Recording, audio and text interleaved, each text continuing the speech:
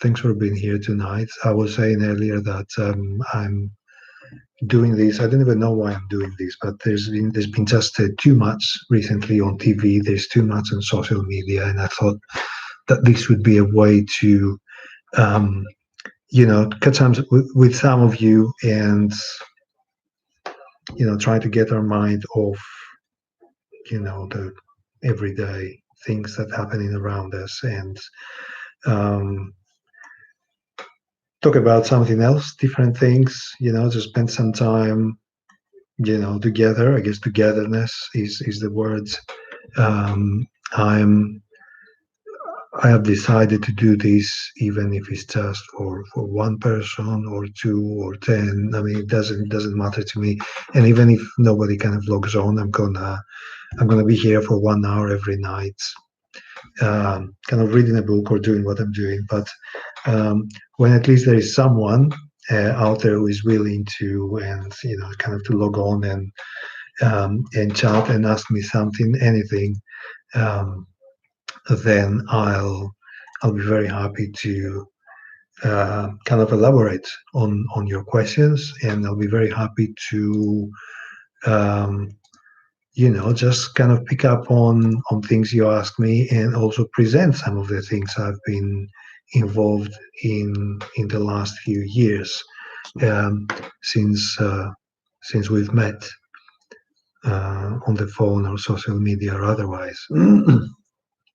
And for some of you, and I know, Lucia, one person that is watching is you. At least it's been a while since we talked. I mean, since late uh, 2018. It was, I think, November when I stopped doing what I was doing, which was I was stuck in an office, uh, just doing the job, and I decided to go out and do something else. And what I do now is I perform guided tours here in London. There are tours that I develop and present myself. It's something that I never had any. I guess I didn't take any classes and I didn't have any experience doing it. I just kind of felt this incredible need to just go out and talk, just like I do now, I suppose, and talk about things that I liked, more or less. Uh, More, of course, is more like it, and things that I picked up along the way, like history and architecture and um, weird stories and forgotten spaces and forgotten people. And what I'm trying to do is I'm trying to bring these things to life, um, through my tours and walks, and through my writing and my photography, which is rudimentary, but it kind of does the trick to the level I want um, to do. So this is where, this is what I've been doing in the last 2 years. I mean, um, this is my first kind of full year that I'm doing this, um, 2019, and it's been why brutalism strikes you so much. That's a great question. So one of the things that hit me, like you said, like a ton of bricks, or rather like a ton of concrete, was brutalism. And I guess the easy answer is that, as you know, the office that we used to work at is across the road from a very important kind of brutalist estate, which is the Barbican estate. And every time I looked out at the window on the fourth floor, and then it was the second floor, and then it was pretty much every floor of that building. When you looked out, you saw this kind of beautiful, marvelous kind of high rise. And of course, we spend a lot of time in the estate, one way or another, taking our lunch there, going to Shaky, as you know, the pub of the estate, some memorable Christmas parties, etc., etc. And when at some points, kind of gradually, I guess, as years passed, I looked outside the window and I didn't see just a gray kind of mundane concrete building, but I saw something more, I guess, something that started having this kind of imposing effect on my on my kind of disposition. I started feeling that this is something much more than what we see. It's much more than a high rise. And I realized as I started researching and as I started photographing it, um, it's not only photogenic, it's not only kind of in many ways perfect, but there's also an entire history of and a very kind of London history of the estate that has to do with the history of the city first and foremost, and also the history of the welfare state here in the UK, and the history of social housing in general.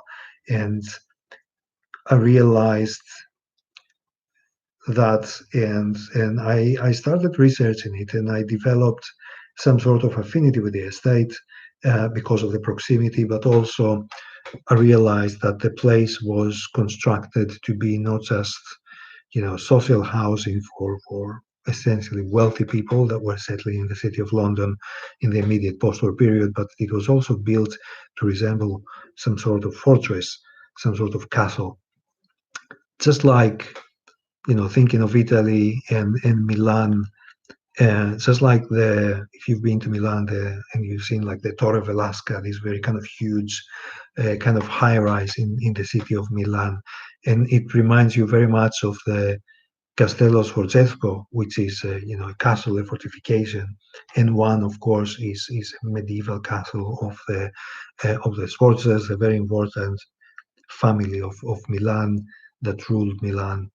And then the other one is a very much kind of a business kind of fortress, isn't it? It's a kind of a tower in the heart of the um, kind of financial district of Milan, and both of them are fortresses, and they represent power, so to speak. And this is how equally the Barbican represents the power of the city, I suppose, and that's the city of London, and of course represents resistance in many ways, which is I found out the resistance of the city of London to the encroachment of the London County Council, which was a greater kind of London authority trying to infringe into the privileges of the City of London, and the guilds and the Lord Mayor.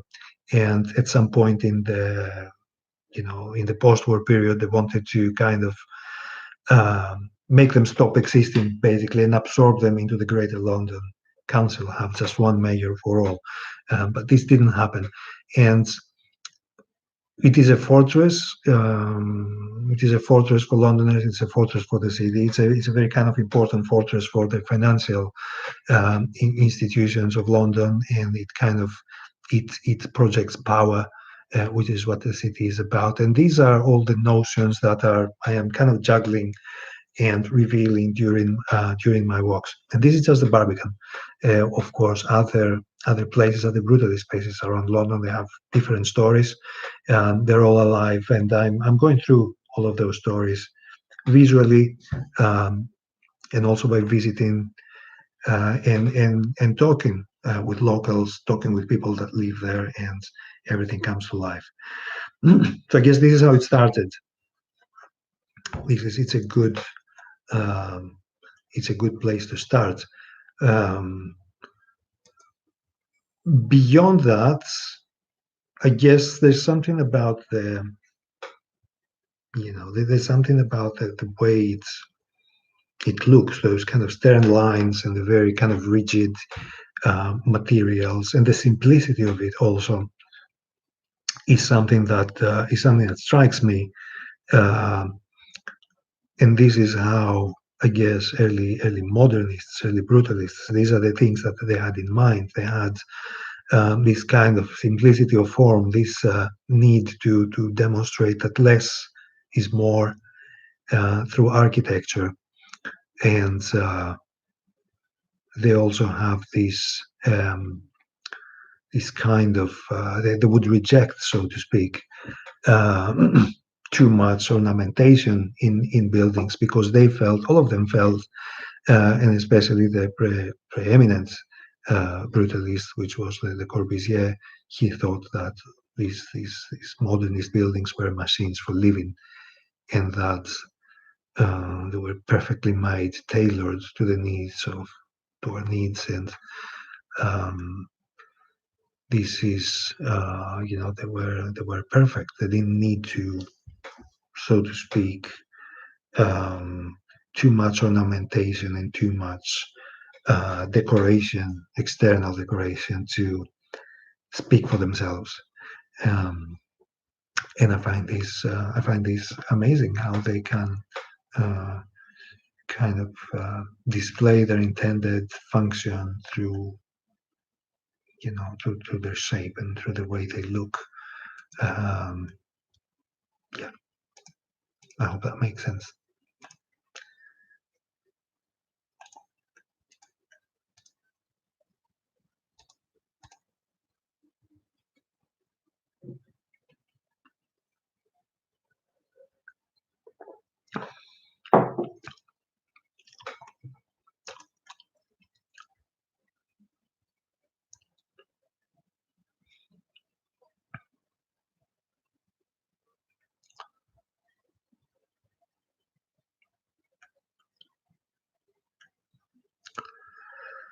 More Corbusier than Escher. My goodness, some of these, to be honest with you, the Barbican, now that you mention it, does remind me of something that, made of, it's like one of those Escher's paintings with these kind of endless staircases that lead nowhere, and those kind of corridors, and these kind of bridges, etc., to nowhere. And it is a little bit like this. It is a bit like designed with many dead ends and kind of nooks and crannies. And I think it's just a way to underline this kind of defensive quality of the place. That if you don't know it well, um, you can reach a dead end, and you can reach a place where you don't know where to go, etc. And this is, in a way, in a symbolic way, I feel it represents that something that just the people who are in the uh, know how to get around the Barbican, and not kind of these kind of external forces that were descending upon the city in the post-war period to absorb it. So in a way, there's a reason that it's like this. The people that I show those buildings, it's very interesting. I've had all sorts of people through the years. I had, of course, mostly tourists that come from abroad. I get many Americans from the United States. In the past year, I think the majority of people I get are from the States, and I think I have clocked pretty much every state there is in America, in the United States, apart from those in the Atlantic, the eastern seaboard, the very traditional New England states. Those people probably don't appreciate brutalism as much as everybody else, because they have this kind of old, kind of New England, kind of Tudor, very kind of beautiful townhouses. They have probably a different aesthetic in architecture, but the rest of the country are very, very keen, and many of them arrive in London, and they're very, very excited um, to be taken and around those buildings and see them, and hear about social history, and the stories that kind of revolved around the buildings. I get quite often specialists, so I get architects, I get engineers, locals from London or Europe, and they just want to kind of hear, um, and visit those spaces, and hear them perhaps presented in a different way.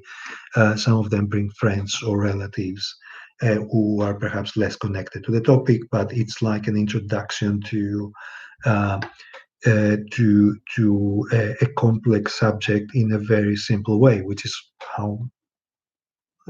how I get it myself as well. I mean, I'm not an engineer or an architect or a historian, but I'm always fascinated by this kind of history and this architecture, and what I'm trying to do is kind of trying to present it in a very simple way. Um, so equally, I get many people that are not specialists, but they actually have no connection or relation at all to the architecture. They're just curious. They see something that is unusual, let's say, out there, and they say, okay, let's take that tour and see what it is about. And they want to be surprised. And also, you have another category of people that are they just come for, if I'm honest, they're just traveling alone. I get mainly people that are kind of traveling on their own, either for business or for even for leisure sometimes, and they just want to spend a couple of hours doing something, listening to something, a distraction from business, from life, catch up, and doing pretty much what we're what we're doing now, really, just kind of shooting the breeze about things to just kind of clock out a little bit about what's happening around us. And I get a lot of them, and it's funny how sometimes we forget about the architecture and the history, and we just kind of carry on and talk about something else, something totally, we can talk about politics, or we can talk about places we've been, and with many of them, I sometimes I maintain contact as well, which is amazing, and it happens, and I like it very much when it happens. But I guess it's just another way to kind of meet people and expand one's social circle. Um, so it's very nice. I've been enjoying myself massively, and I know that at least some of the people that have been here have also been enjoying it. That's the story. Let me see. Um a bit of a psychologist as well. I yes, sometimes. I mean, I'm sending a message to a friend.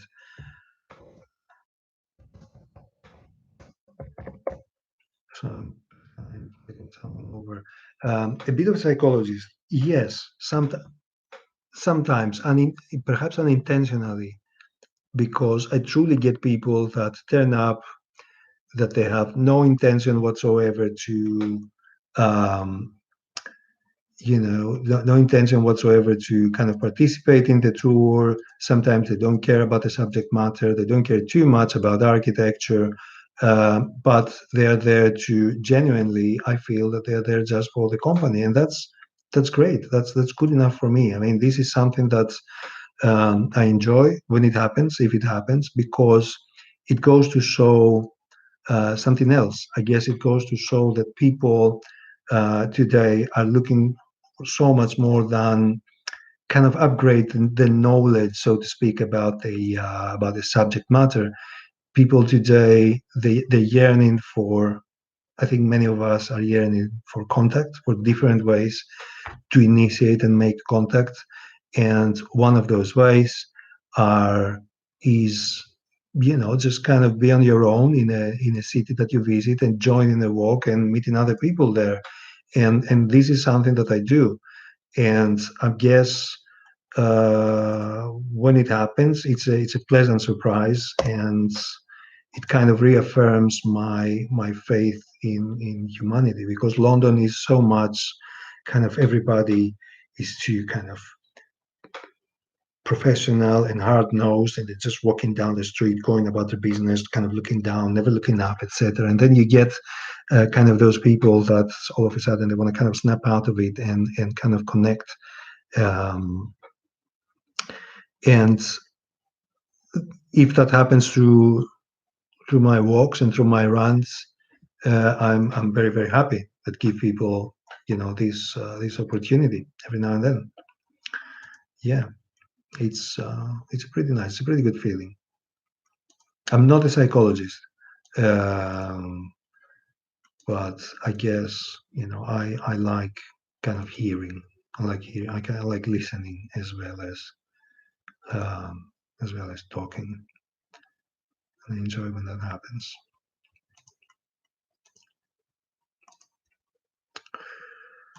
So I get the message from an actual psychologist, which is Carlo. Is he gonna join? If I'm a listener, I am a listener. I am a listener, and actually, again, in the context of what I do now, it's amazing. Sometimes people, I mean, I can talk incessantly, nonstop, for hours about things I like and about things that I'm familiar with. But sometimes people, want to kind of, have their own kind of put their own twist in the things that are in what's in play and kind of relate their own stories. And I get sometimes guests that want him to tell me not about London's buildings, but they want to tell me about their buildings in Boston or in Melbourne or in Rome or wherever they're from. And it's okay to let these kind of go down that way. I mean, I don't have a strict kind of a particular narrative that I have to adhere to. And it gives me pause. It gives me a break also from my usual narrative, and it allows people to make it their own. And I'm enjoying that as well because it makes it different for me every time. So yes, I'm a listener, and I enjoy when I'm a listener. What do my kids think about it?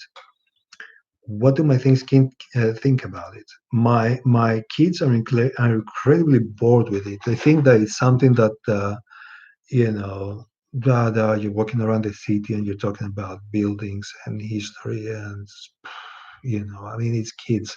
I think no matter what I did, me being their dad, they will probably have a go at me anyway. I mean, this is how kids are. I don't think they're very excited, or I don't think they get what I'm doing. I think they find it almost weird that sometimes I go and enter abandoned buildings and photograph them, and I take them kind of miles and miles away from the city center where all the toy stores and all the attractions are, and I take them to some kind of back of beyond neighborhood in Poland to photograph some council estate because I think it's awesome. I mean, of course, they don't have this kind of level of understanding or maturity, nor I expected them to. Um, they're laughing at me, but they're patient as well. They understand that this is not what I do, and this is a hobby, perhaps more than a hobby, and they have a little bit of they're giving me a break. They're giving me a break, I suppose. Yeah, I don't get much support uh, from my immediate family. What did you expect? Yeah,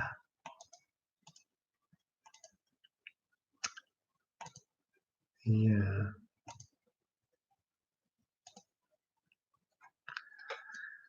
It's really strange about the.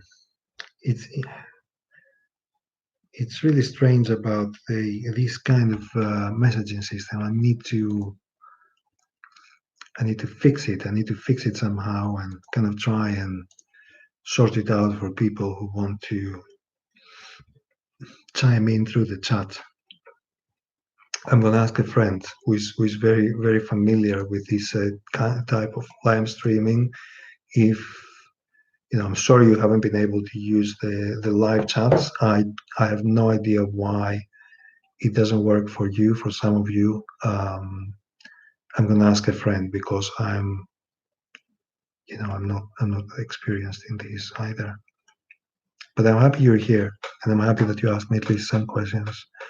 Um, And I wanted to say, as we're heading towards, it's going to be around kind of 10 very soon, and I'm going to have to kind of drop this until tomorrow, where hopefully we're going to have a much more um, kind of accessible and perhaps kind of working kind of messaging system. Uh, I want to, and then to write. Yeah, I guess so. I guess I'm just going to try and fix it, Lou. I I'm really sorry about this. But what I'm gonna do, I mean, this is not all I'm gonna do. I guess one of the one of the messages, one of the things that I wanted to discuss with you and the broader audience is about the future and about how, for example, it could be, the future of travel and how we can, are there any ways to transfer what we're doing and how we're doing travel now, to the situation we're experiencing? I mean, can we create these kind of online experiences to substitute up to a certain extent the actual, you know, travel experience? Can we create these the same kind of powerful emotions that we get out of travel? So this is probably a topic that we're going to be discussing tomorrow. Um, I'm planning to do sometimes kind of do some book presentations, maybe some watch parties of short documentaries, some lists, and talk about some of the kind of first world problems we encounter while in relative, or for some of us, as I know that you are, in absolute isolation. What I want to say is that I'm gonna be here for you, um, every night, same time. I understand that not all of you, are going to be able, or they're going to want to kind of log on and have a chat, but I'm going to be here anyway. That's a good thought. Sometimes you can be as well, and I can, help you kill some of those this kind of isolation time you have, hopefully in a productive way, um, and you can help me do the same. And in that way, uh, perhaps we can exchange, we can learn from each other, and we can make all of these think we that we're going through be kind of forgotten for 1 hour every day. That's, it's a good thought, I suppose. um, i'm gonna be here for another 10 minutes, so I'm still here. Hit me if you want.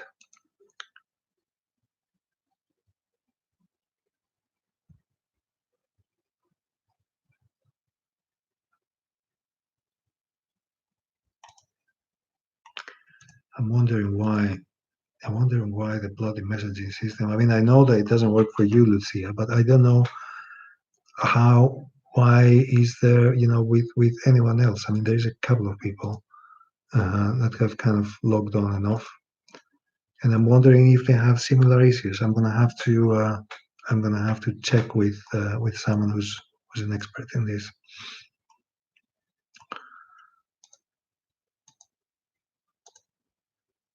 I'm gonna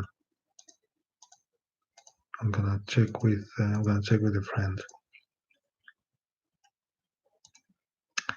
Have a very good night, Lou. I'm really, really thank you for being here tonight, and I hope I'm gonna see you online, or have a chat or connect um, at some point soon. And I'm thinking of you guys all the time out there in Rome.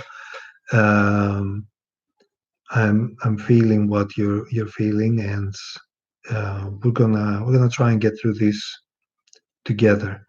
Please keep on posting, keep on connecting, and take care. Uh, Hugs to you and your family.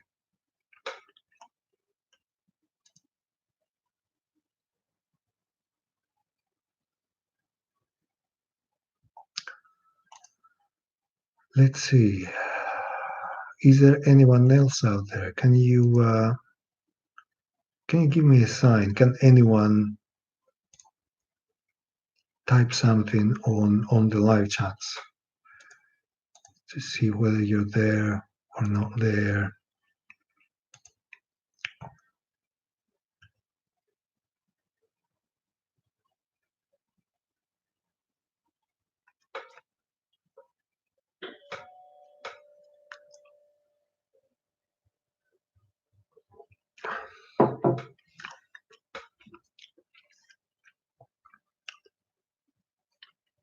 Okay. So I'm going to wrap it up for tonight. I'm going to be seeing you right here tomorrow for 1 hour, same time.